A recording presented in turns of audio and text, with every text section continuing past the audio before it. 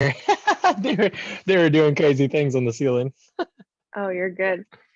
How are you? So I'm great. So I'm really excited about this because it's kind of our follow up a little bit from what was it, last week or the week before? And then kind Yep, of I had so many questions for you after our session. So I guess now would be a good time to kind of ask you perfect. those. So um I've Yeah, felt great since our session. So I am recording. So if you kind of just want to awesome. kind of tell us a little bit about what we did. I mean, in terms of a guided meditation, what I thought that was compared to what I got from you were two very different things in terms of doing it on my own through Mm-hmm. like YouTube videos and then in terms of doing it with you. So can you kind of follow up a little bit about maybe give them a little idea of what it is that you did with me? Yeah. So let me start off with saying like who I am.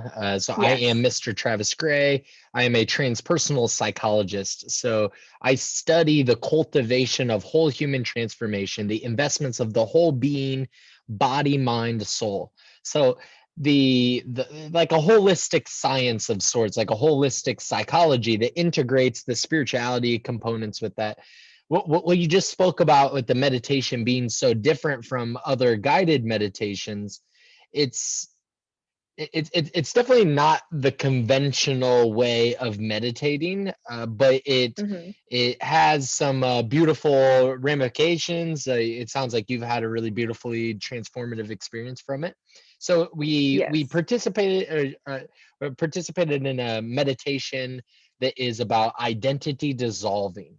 So the idea is that we are dissolving our connection, our kind of a lot of our identity is reactive, so we have this reactive identification with the past trauma, maybe like triggers now that reminds you of something back then. Maybe it's like maybe you get into a new relationship and that relationship triggers you for it triggers you about something that the previous partner did and that previous partner was not so good to you, so then you start projecting onto this partner, maybe unfairly, and then it causes all kinds of conflict. So we're very reactive in that way. So we have a reactive sort of attachment identity that is connected to our past, depression, trauma, things like this.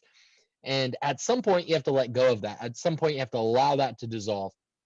And then we touch on the future. We have a lot of like anxiety for the future, a lot of thoughts about, what I could be, what should I be seeking. If there's I think that this part seemed to resonate with you, that like, we're always seeking for this piece to complete us. Like, oh, if i Mm-hmm. if i find that thing, then I have arrived, I'm now Then, Mr. oh, I've Travis made Gray. it. I've Yeah. made it. Yeah. Like I finally I'm here. Like as if Yeah. you weren't here before, as if you didn't already live all the life that you've lived. So we seek out there, and that's a problem because we never find anything that is completely satisfying out there. We get a new car, we do something, and finding that new car, or for getting that new house or that new job or whatever, it's like it's satisfying at first, but then it kind of dwindles away, and we're It still loses its left. value a little bit. Yeah, it loses its Yeah. its value, it's like its flavor, it becomes diluted over time, something like that. Its shelf life is very short. It's very short shelf life to this success of getting a new car, something like that. Well, Mm-hmm. part of that has to do with us seeking out there, and so we're seeking out there to complete us. We thought that this would complete us, like this is our goal, and we completed that goal. But this is not existential learning. This is not understanding ourselves. This is not getting a piece of knowing that we are already complete. And that's sort of what the state at the end of that meditation gets you to, is this completeness. So in the letting go of now the future, now you have to drop this idea that something out there is going to complete me. You can still want those things for yourself. You can still have great aspirations and passion. I'm a very enthusiastic guy. Like I really want big things in my life. And for the people that I work with, I want to see your success. I want you to be surfing on the waves of success, you know? Yes, I you got want the you to right be killing it. idea. Right, right. So I want you to see that. So I want to touch on that metaphor again. I really like that surfing on success sort of metaphor. But so you let go of the future, let go of the past, and then you have yourself. You're here, you're left. So what is left? This is now the age-old wisdom of know thyself. And so Hmm. what is left? Now we touch on like the qualities of yourself. Okay, well, I have a really good heart. I'm enthusiastic. I bring a lot of energy, a lot of, hopefully I'm showing a lot of conviction in the things that I'm saying. I truly believe in these things. And I have these relationships that I care about, these things that have made me who I am. I'm in this specific location. I look this specific way.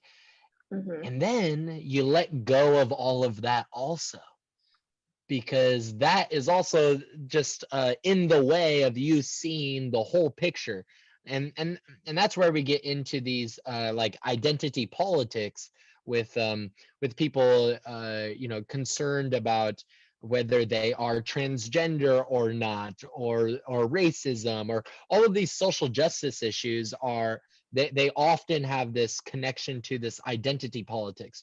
Oh, I'm rich and you're poor, so I'm better than you, or whatever. Like Hmm. these different hierarchical uh, identities, you know. And so you let go of Hmm. all of that, because that is getting in the way of you recognizing yourself, knowing yourself as complete, as here now, complete already. And what you connect with Hmm. is not, doesn't have a lot of words, right? It's hard when you experience it. When I've led many people through this meditation to give them a little Hmm. taste of the kind of work that I do. And when you are led through that meditation, you get to that place in the end, you kind of find yourself like, there's not there's not a single word that is good enough for this, Absolutely. because it's so. Tell me what that experience is like for you when you get to that state. What does that feel like? It's a sense of like oneness where, all of our lives, like you were saying, we're always dissatisfied. We get the things we want, and then all of a sudden they lose their value because now you want something bigger and better and greater, and that fits you more because you've evolved as a person or whatever. All that kind of stops in its importance. All that stuff kind of doesn't matter anymore.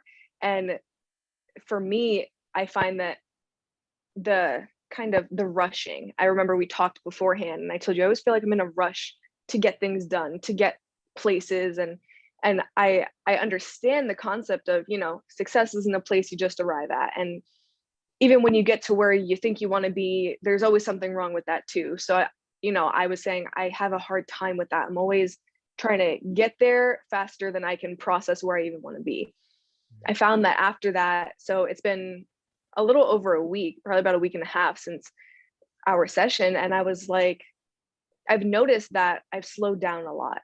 I'm not as anxious about the future, or I find myself when I think about the past, I'm like, it's the past. I find myself in a very like indifferent, kind of neutral state to things. I care and I'm excited about things, and I can't, I have that enthusiasm to get to my bigger goals and work on myself, but the the smaller tedious logistic things of it, I find don't stress me out as much. When you look at a big picture and you're like, god, I want to be there tomorrow, and then you start thinking about all the things that have to be done for it, it's overwhelming. And I found that when I kind of tune back into to myself, like I step away from all of that and I kind of just turn life off for a second, I'm able to recollect myself, and where I'm at, and feel calm. I feel like I'm much more calm about all the things going on in my life.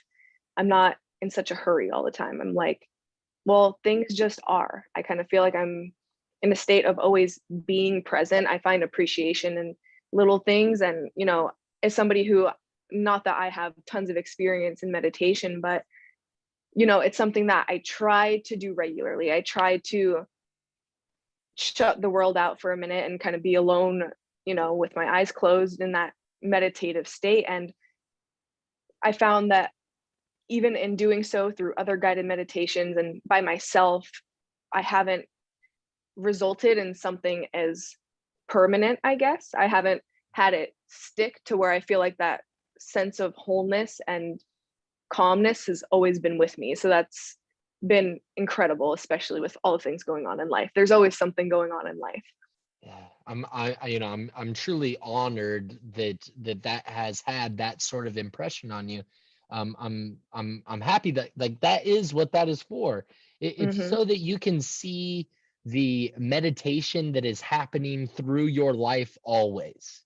There's Yeah. always a meditation happening, and it gives us like a different, like you said, a different idea of meditation. But there are many ways to meditate, and there's not a lot of wrong ways to meditate. This is just profound. It's fundamental. Mm-hmm. It has some really exceptional ramifications in your life, like a catalyst for a different sort of transformation. There will always be emotions and things going on in your life, but if you can connect to this, there's a there's a weight Yes. that is so lifted off your shoulders, and it's like, wow, I'm already me. I'm already complete. It's Yeah. already okay.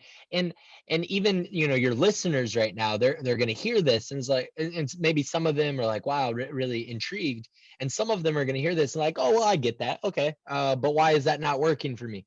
Well, it is something that needs to be touched, and unfortunately there's 8 billion people in the world, and not everybody has the right guidance to look at this.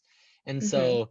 so that's a part of it too. But yeah, meditation is a great tool. There's meditation and there's mindfulness, and a lot of guided meditations are actually more of a mindfulness practice.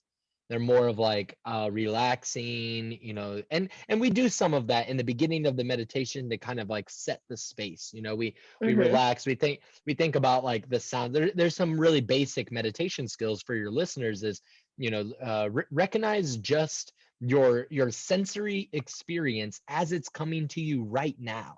That will bring you into this present moment. If you're anxious about something happening in the future, or you can't get your mind off of something in the past, think about the sensory experience: your taste, your smell, your sight, your hearing, your touch. Think about those five senses. What is happening right now? Oh, I can feel, right now as I'm speaking this, I can feel my watch touching my wrist, and I can feel my shirt touching my skin, the chair holding me.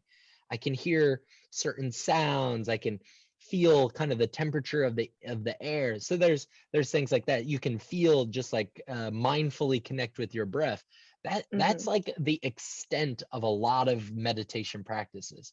But this is sort of just so fundamental. Like you said, it sounds like that's awesome to hear you say that it has persisted. It has continued on. Like, we only had the one meditation. You don't you should connect. I think it would be beneficial to connect with that space always, like your whole life Yeah. as the meditation. But if you don't, there's still a sense of like, it's still there. It's still Mm-hmm. like, this is still it's persisting. Yeah. And I've found that, since then, it made me a little more aware of the mindfulness, like to get in touch with that. And with the whole identity thing that you were talking about, that I was talking to my brother afterwards, and I was like, I didn't know what I was expecting going into it, but then coming out of it, I had a full understanding of like, wow.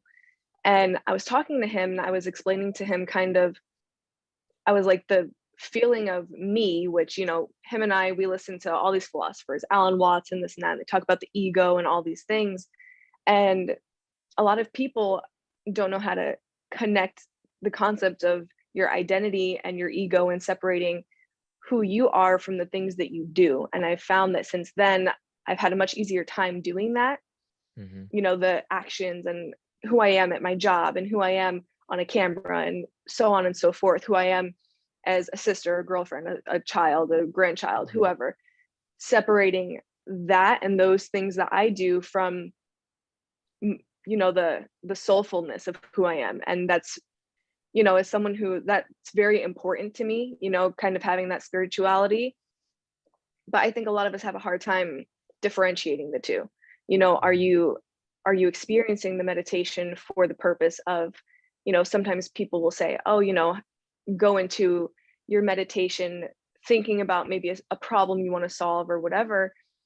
But then some say the whole idea is to not think at all.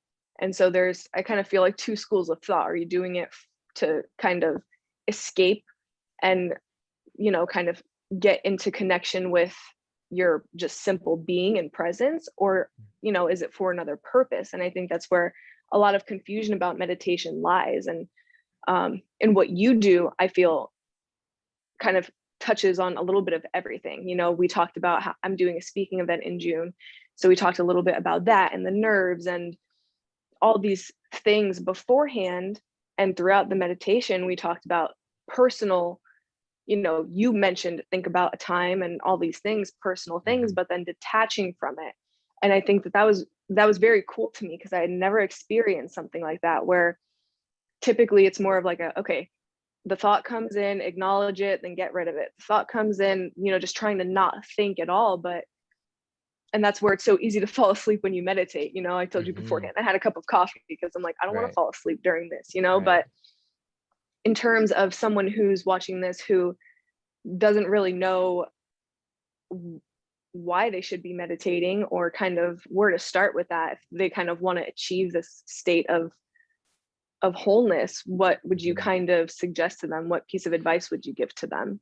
Yeah, I mean, I mentioned those kind of like basic skills. There are a variety of basic meditation skills that you can bring into your life that will fundamentally, do a lot of solving in your anxiety and different things. Like it'll be very very helpful for you. There are kind of there are multiple schools of thought. Maybe those two things, like think about nothing or think about something. Well, uh, you think about something for various reasons. You either think about something because you're kind of like working through it. Maybe it's a traumatic uh, uh, maybe it's a traumatic event that has not been processed. And so we Hmm. do some of that work. I do some of that work in a therapeutic context. I have a master's degree in counseling psychology. So when in a therapeutic context, having clients in that therapy space, we do work on some of those past traumas and stuff like that, or the anxiety for the future, things like that. We can look at those specifically, and there's value to that, and you can bring that up in a meditation as well. Um, but sometimes you look at things also as a way of practicing the concentration skill, that you're building the attention muscle. So I had this experience. I have a history of going to jail and getting in trouble a lot in my past. And so from ages 17 to 21, I went to jail maybe 6 times, or I was arrested like 6 times. Oh, wow. Did like substance abuse programs. I was on probation. I had once had my driver's license revoked indefinitely. They told me like you'll never drive ever again. So uh, and I questioned all that, but I always had the faith in myself as like I know I had uh, faith in the constitution of who I am, that I am a good person, regardless of the things that I was involved in. But one time I went to jail for an extended stay, and I felt like I had so maybe where this analogy plays to the listeners is like, no matter how hard your life is, no matter what you are going through, when I was in jail, I found a way to to meditate looking at thinking about something specific, and it felt like spending all of my time. I had gone into that knowing that I was going to spend all of my time just doing this meditation, this single meditation. And that's a part of the challenge. That's a part of the building the muscle and things like this. But I'm just going to meditate on a tree. So what I did is I imagined a setting. So first you do some of those basic tools, then you get into a familiar place. And so in that familiar place, it's a place from childhood or something like that. And you see all of the sensory experience again, as if you are there. So you see the colors and the shapes and the tastes and the smells and the sounds. You hear the birds, you feel the warmth of the sun, you feel the little breeze on your face, all of those Hmm. things. And then you look at a tree and meditate on this tree. Look at all the details of this tree. So I spent hours. I was really inspired by this from Nelson Mandela. So Nelson Mandela, really beautiful mind. He was interested in lots of great things, but he was like a revolutionary in the African apartheid. So he's a revolutionary. He's trying to solve racial injustice, and he believed in a not a non-racial society, a society based on ideas, really beautiful ideas. But he developed some of these ideas in jail. So like his mind was developed in jail. He said that in jail he had this opportunity to he saw jail as an opportunity, and so that was all about how he applied meaning to that set and setting. And oftentimes we apply the wrong kind of meaning to our current state. Like, oh, I'm broke. Or you have all of this opportunity to gain wealth. Once you already have the wealth, well, then you already have the wealth. But you have to start somewhere, and that's great. You're at the starting place with Exactly. The only place nothing. to go from rock bottom is up. It's kind of, are you a glass half full or glass half empty kind of person? You have to make that decision for yourself, you know? Right, right. So he saw he just like I did when I went to jail, inspired by Nelson Mandela, that he applied a different sort of meaning to this experience. He applied a meaning that was, this is an opportunity for me to develop myself. And he, Hmm. he developed himself by reading and writing and stuff. Well, I took that opportunity to just focus on one thing, this imaginary tree in my head. And I Hmm. spent hours doing this. I came out of that thinking, wow, I had the best time in jail than probably anybody that has ever went to that jail, like pretty close to anybody that's ever went to that jail. I don't think anybody ever had a better experience than I did. And all I did was think about a tree, essentially, I love it. or you can practice the thinking of nothing also. But if you want to get started, these apps for meditation are great. Or you connect with somebody that is an experienced meditator that has a philosophy that you can resonate with and stuff. Maybe this works for you. Connect with me. There's different ways of going about it. When you mentioned Alan Watts, Alan Watts is a beautiful mind. I really love Alan Watts Hmm. too. He and earlier we talked about the meditation and how it reminds you of, well, there's a sort of meditation happening always, and you can Hmm. connect with that space. And this kind of it turns on the light bulb of like, oh wow, I can connect with that space always. Well, Alan Watts has this article that he wrote for what is enlightenment. And Hmm. in this, the title of this chapter is a chapter in an anthology, but this chapter he wrote was called "This Is It." This is it. Just that title alone, just that title alone is like, it's not. So the point of that is like what you can get from that title is it's not something out here. It's not like, so many people think, oh, I just can't meditate. That's not the right perspective. Like if Hmm. it's difficult for you, totally understand. It's difficult for everybody starting. Um, I'll tell you that this short story also. The first time I ever meditated, I had moved to California. I had no money. I was there's a lot of struggles. I can speak on that story a little bit as well. But my first time meditating, I decided that, oh, if I'm going to get into this spiritual practice, this transpersonal psychology, if I'm going to be really great at what I do in this field, well, then I need to be a meditator. I need to learn how to meditate. I need to figure this out. So this is now like 8 years ago, but I had meditated like in a yoga class. A lot of people have that sort of meditative experience at the end of a yoga class or something. Well, I decided that I'm going to meditate for 1 hour. If I can meditate for 1 hour right off the bat, the very first time, then, then I can do it. Then I'm good to go. I I told myself a story of like, this, if I fail this, then I'm not going to be successful. That like all my life is going to just crumble around me, It was a and this is test. all for no good. It's a huge test. So I went and I sat on a bed. I sat on my bed at the time. I turned an alarm on my phone, but as soon as you close your eyes, your mind will, for some people, your mind will play this trick. It'll say, "Did you set that alarm? Are you sure you set the alarm?" And then you're like, "No, I know I set the alarm, but did you set the alarm?" Maybe I didn't set the alarm.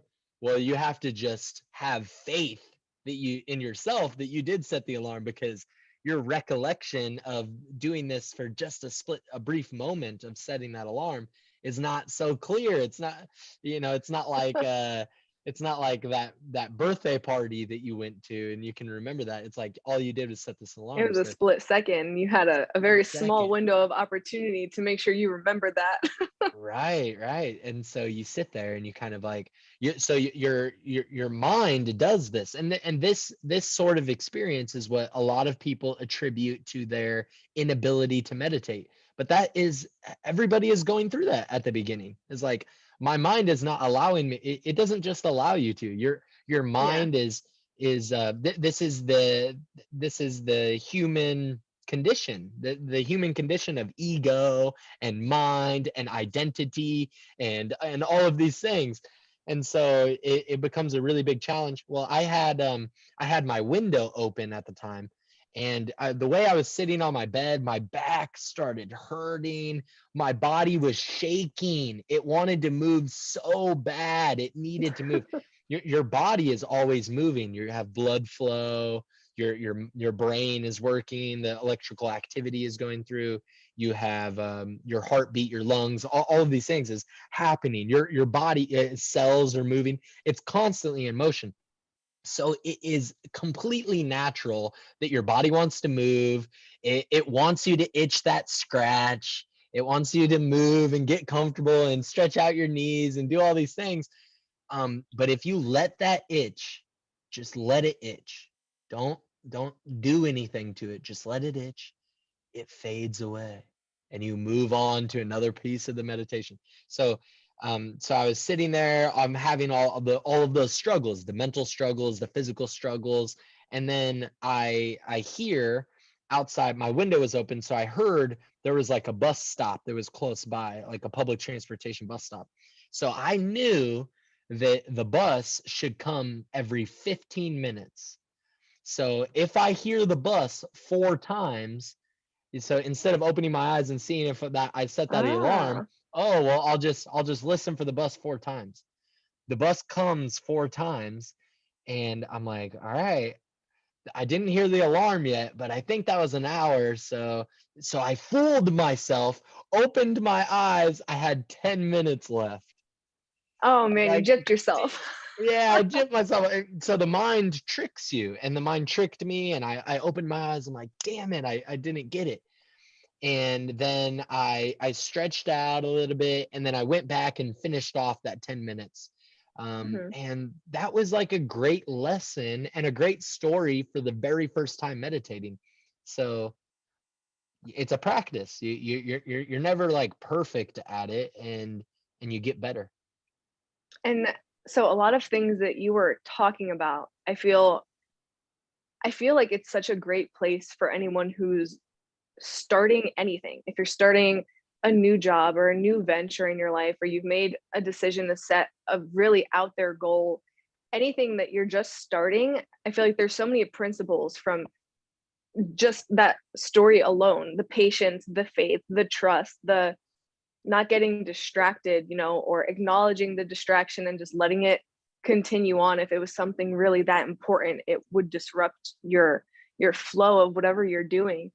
I feel like it's a really important place for everyone to start practicing, because if I mean, let's be honest with ourselves, if we can't simply kind of learn how to be with ourselves, how do you expect to become this person that you see all these other people being? But odds are they kind of became really familiar and really great at the art of meditation and being with your mind and being with yourself. If you don't have that, you paint this big picture of who you want to be, but you don't have the discipline to sit down for 20 minutes and just exist. And Yeah. back to Alan Watts, which I love him. I could listen to that guy talk the whole day long. He says the meaning of life is simply to be alive. And there's nothing more true than that, being present. And we get away from that so much. And, you think about all these people you admire, like, if Alan Watts might be one of them, and you think, how did he get to where he was at? God knows where he came from. He probably wasn't born into wealth. And he talks about he was born a Christian, ended up a Buddhist. You go through all these changes, no matter where you came from, you kind of end up painting this vision of who you want to be. And you look at these people you admire and think you probably started from nowhere and ended up there. But what happened in between? You didn't just wake up one day and have this realization of, oh, this is what I have to do to get there. You have to kind of master yourself a little bit first. And I think that's an important first step to anybody who's starting out in any arena. Yeah, it is a great metaphor. You're spot on. It's a great metaphor for starting anything. For you don't start off the best archer, but Hmm. if you want to be the best archer, well, you practice. Yeah. It's funny that you know th- you we all start in this same place at zero, but like not everybody should meditate. There's a saying of you should meditate for 20 minutes a day every day, and if you think that you don't have enough time, then you should meditate for an hour.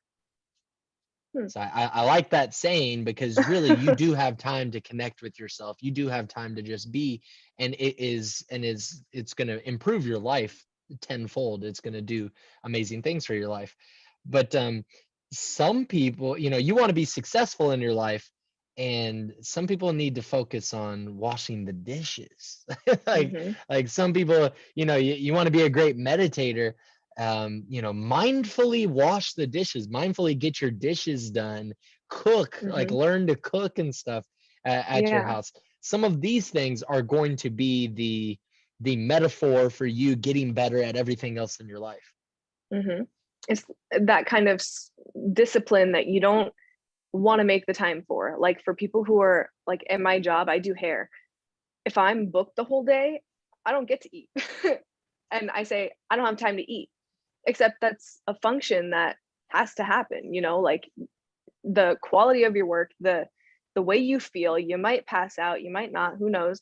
It's a necessity. And I think that a lot of people don't view the mindfulness as a necessity. And once you're kind of exposed to it, you realize I need to do this as often as I possibly can. And you kind of find ways to do it almost at the same time as something else, like me and my brother, we go for walks all the time. That was always our thing before, we live in an apartment complex now. So it's a lot harder.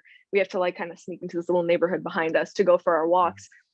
But just being outside at nighttime and not thinking about anything is our kind of mindfulness, that's what we make the time for, you know, Mhm. to sit down and it's loud and there's people above us and below us and whatever, to sit down and try to be in a state of silence for an hour is difficult. Yeah. It's worth it, but it's difficult. But there are so many other things that, you know, you can do it at the same time. You can go for a walk and experience the mindfulness and the presence, you know, at the Mhm. same time. So it's kind of like the analogy I was saying about my job. Well, I can drink my water and put color on someone's head at the same time if it's something you want to make the time for, or Mhm. excuse yourself and say, excuse me, I haven't eaten the whole day, I need to go eat something. You know, you make Mhm. the time. We never have Right. enough time in a day to do the things we have to do, but you make time for the things you want to do. And when you realize it's prioritization, you know, whatever's important to you.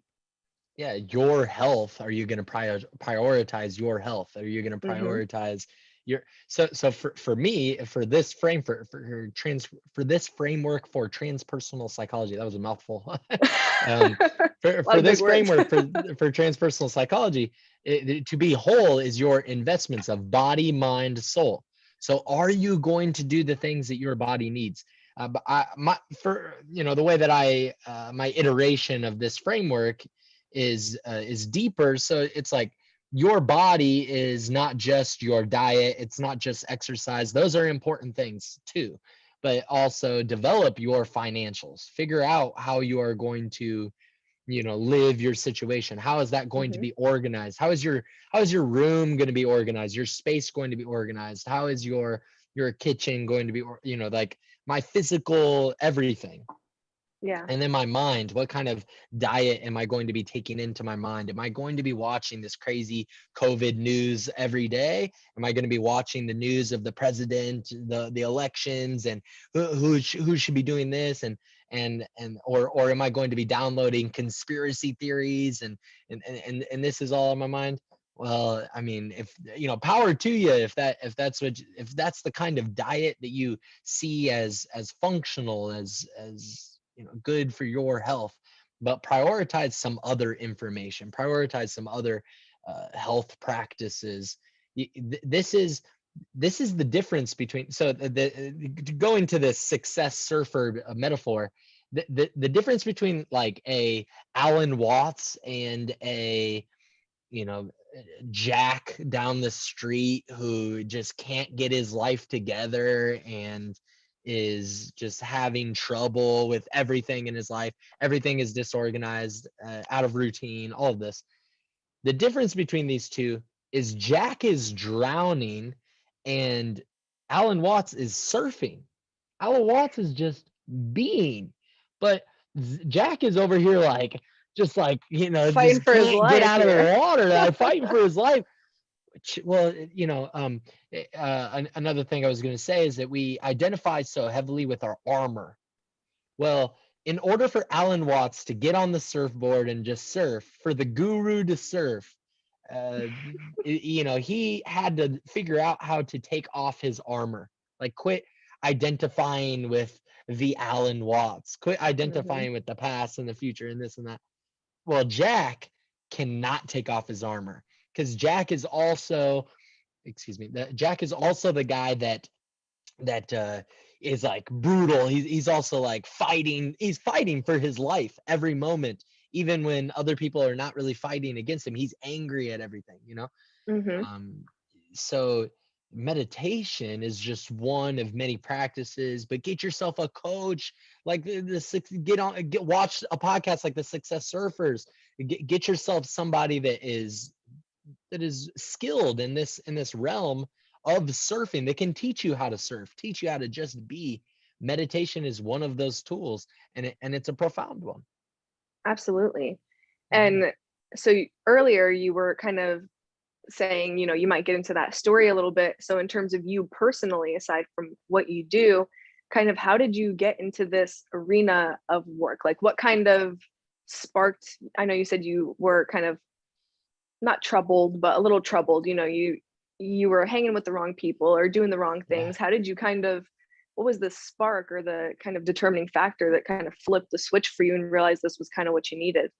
Yeah, I have a story that was like a really sparking moment, but that was not But that did not uh, stop me from continuing to make the mistakes. Um, Mhm. one way to think of, I think everybody knows the word sin. They understand like what a sin is. Well, another way of thinking about sin, maybe not in a particularly Christian way, but is like I am trying to stay aligned with the being that I'm aiming to be. I'm trying to be aligned with this. And every time I'm doing something that is not aligned with that, that is a sin. That is me. I'm not affirming like staying on the line. So when I started, I just, even though I was, I had this moment, this story, this moment that kind of inspired something a little bit different. I still was off the path until I started doing things that were aligned with, being the person that I was aiming to become. Things started changing. But my first language is American Sign Language. My mother is deaf. My grandmother and grandfather are deaf as well. So my mother is second generation deaf.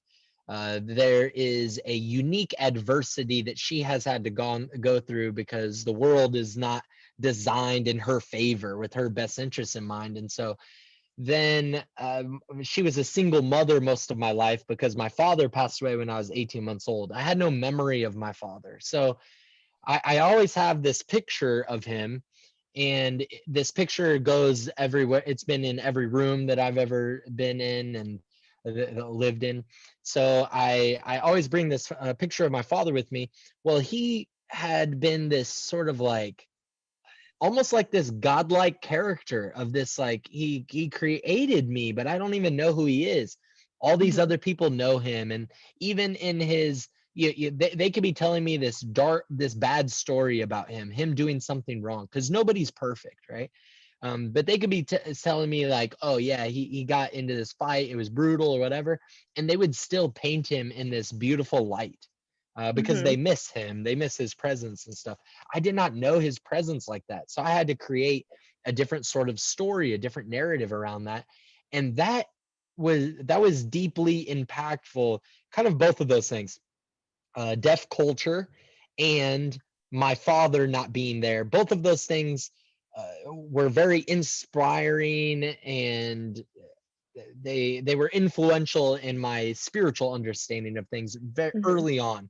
My since then I've developed in a lot of different ways in my thoughts of spirituality. But when I was 17 years old, I was on probation. It was my senior year of high school. I was on probation. I had an ankle bracelet. I was on house arrest. I had a tracker. I had a probation officer. I was in a substance abuse program. I didn't get to wrestle my senior year in high school. My first day of high school, I had an ankle bracelet on. I was the kind of guy that wore shorts all the time. I'm wearing shorts right now. I love shorts. I'm always wearing shorts. Um, but my first day of high school, and they knew me as the guy that would wear shorts even if it was, snowing outside.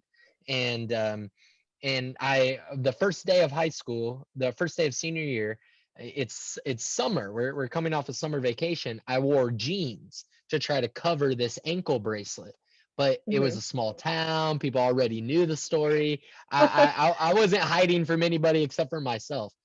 Mhm. One day I'm sitting in like we had like a kitchen living room, like it's kind of like kitchen living room, and we put like a computer desk in between those things, and I'm sitting there, and I'm at 8 o'clock every day. I had this tracker call me, or he showed up to my house as a surprise visit.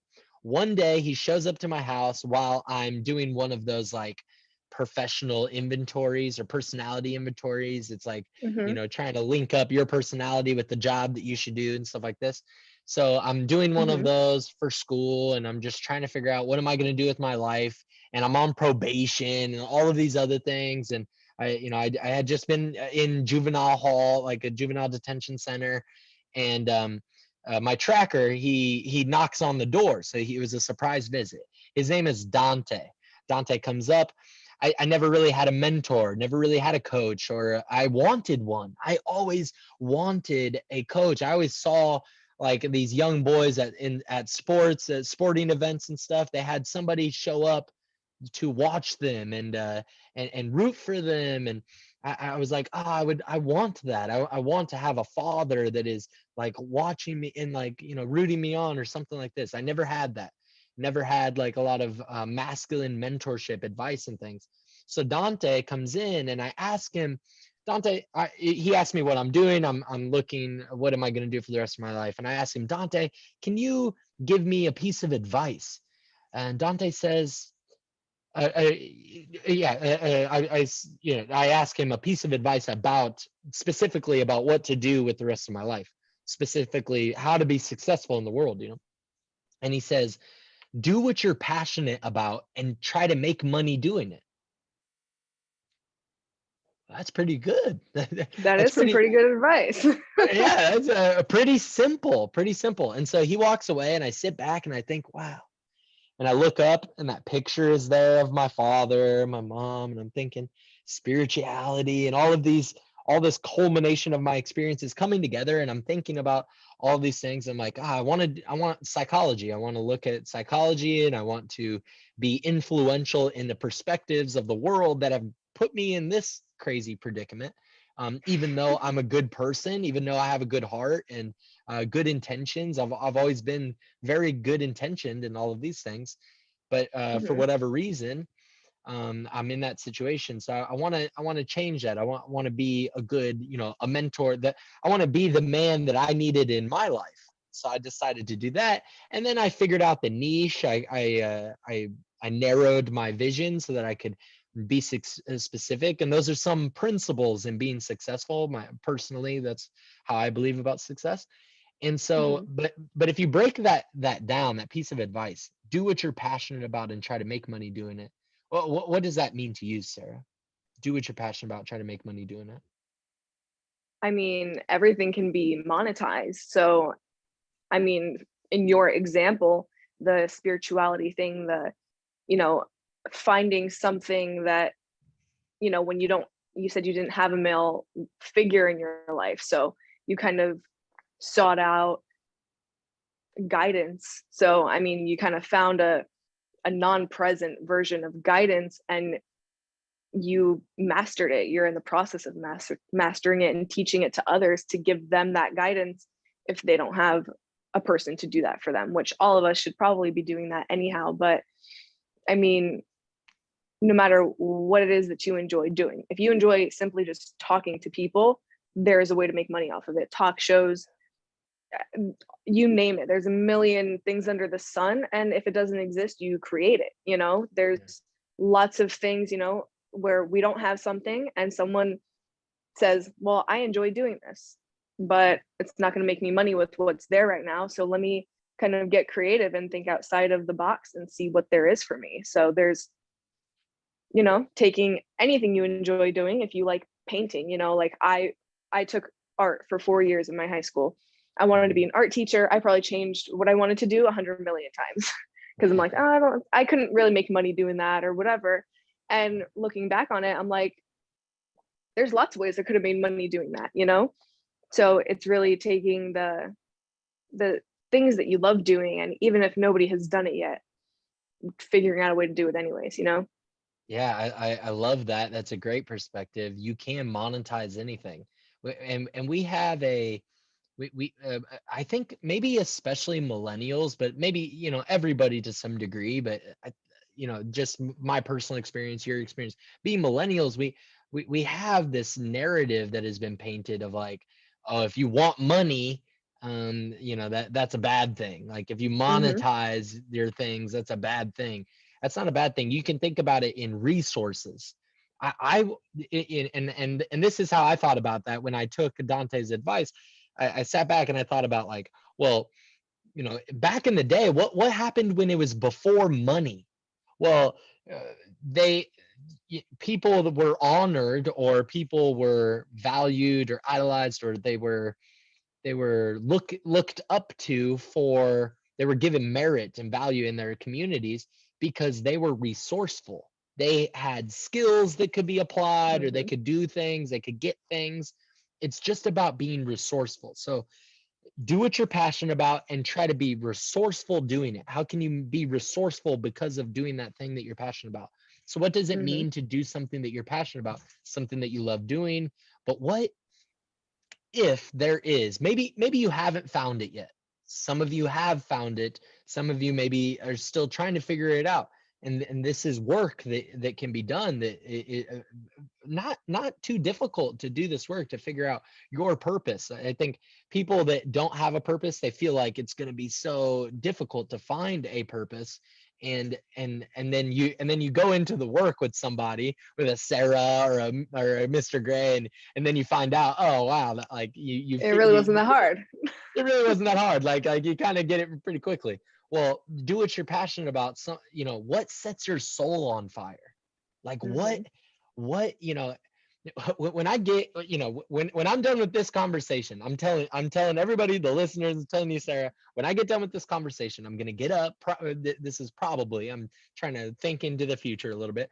I'm gonna get up. I have other things I have to do, but I'm gonna get up and I'm gonna be like, wow, that felt really good. I had a lot of conviction. I poured my cup in the best way that I could in that moment, and that sets my soul on fire. I want to do more of that, and I want to make sure that I am on a trajectory of being resourceful in doing more of that.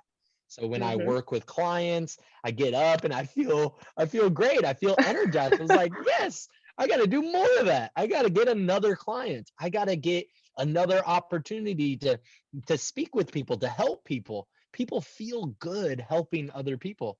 And so that's what I was passionate about. I was passionate about helping people because I've helped people all my life. All my life I've been like, I've never been the guy to fall off. Like I'm always a guy that somebody can count on to talk to Mhm. about anything at length. I've done that a lot, and so I'm passionate about that. Like I feel that this seems to be my truth. It seems to be my Mhm. meaning, and I want to affirm that. I want to make sure that is true by doing the thing, by doing that which I am passionate about, and make money doing it or be resourceful doing it.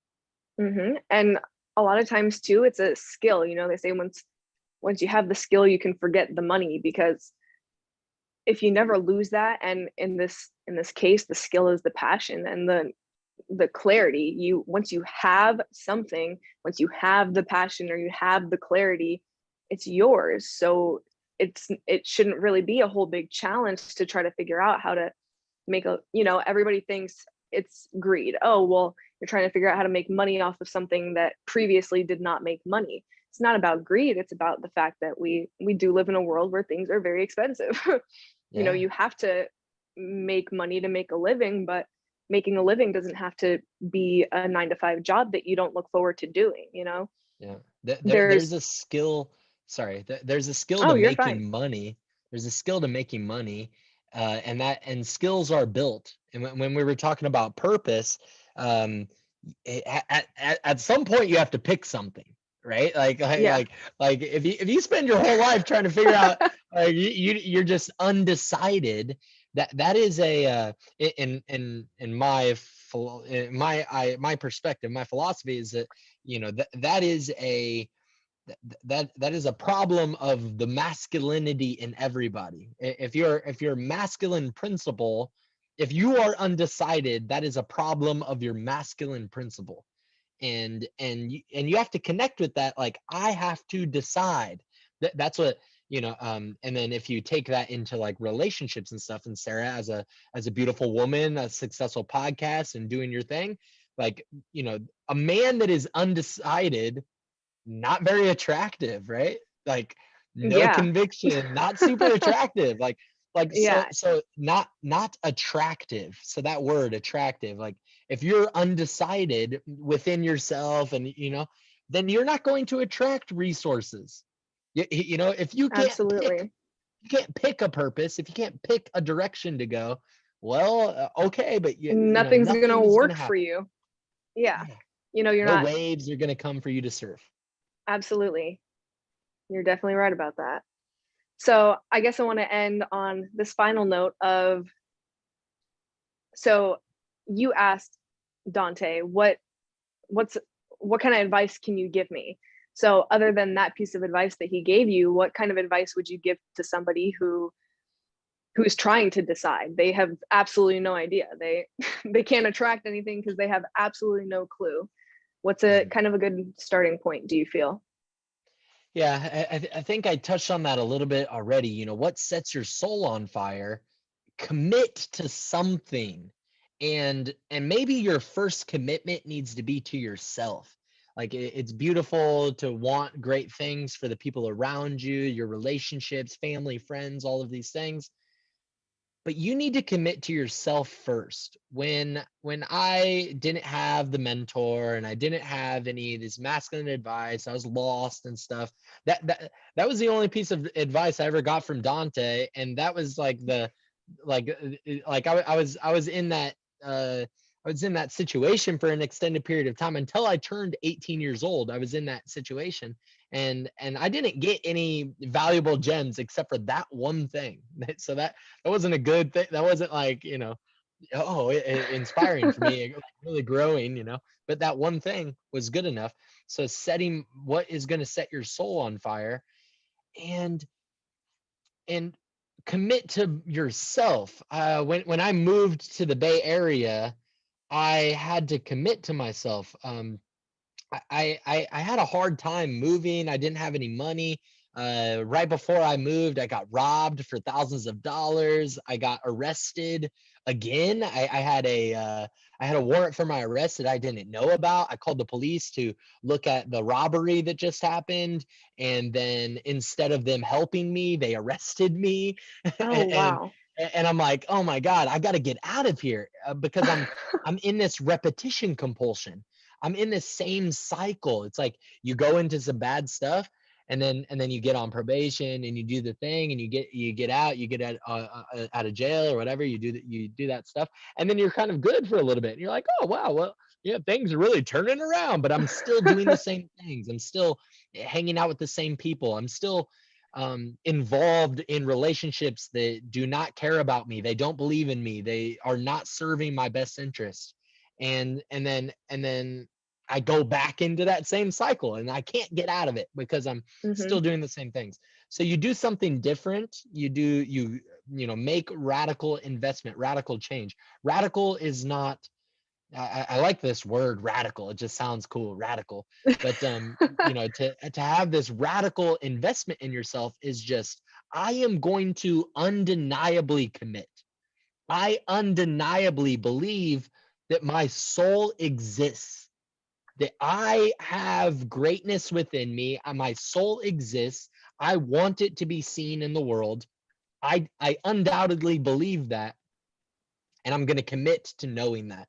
So in that commitment to knowing that, I'm going to, instead of letting the world test me, I'm going to test myself. I'm going to, every day I'm going to go to the gym and work out, and that is going to test me at this level, from this angle. I'm going to test myself from these other angles. I'm going to go into that coaching program. I'm going to test myself there. I'm going to move to a new place. I'm going to test myself there.